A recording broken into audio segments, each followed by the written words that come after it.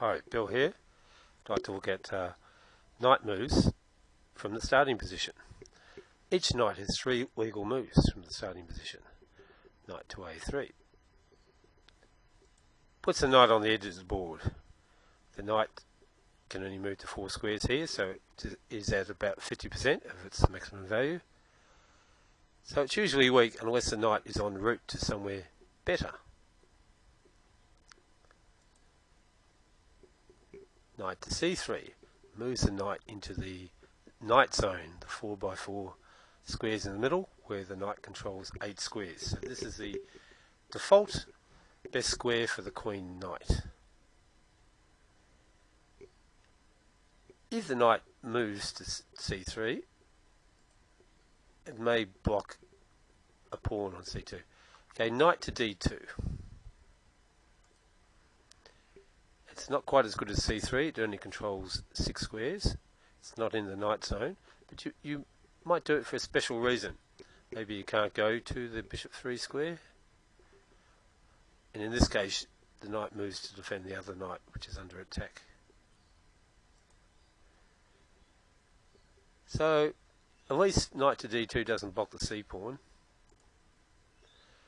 and knight to d2 can defend the other knight.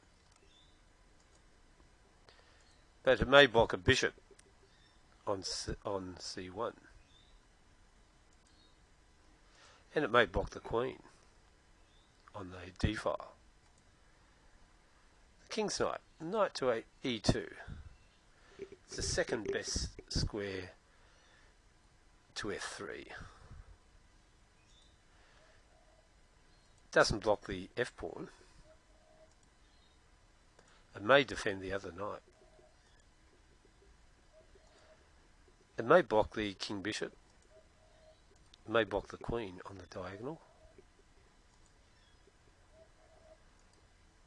Knight to f3 is the knight's default best square. It's the only move that gets the knight into the knight zone, the 16 squares in the middle, where the knight has a maximum of 8 squares. That's the natural move.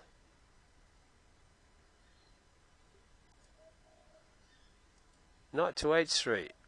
Knight's a bit dim on the rim, usually weak unless the knight's heading for somewhere better.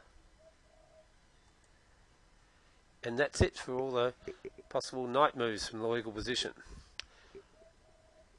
So yeah, generally you want to get your knight on these squares, 2 squares from the corner. Thank you for watching.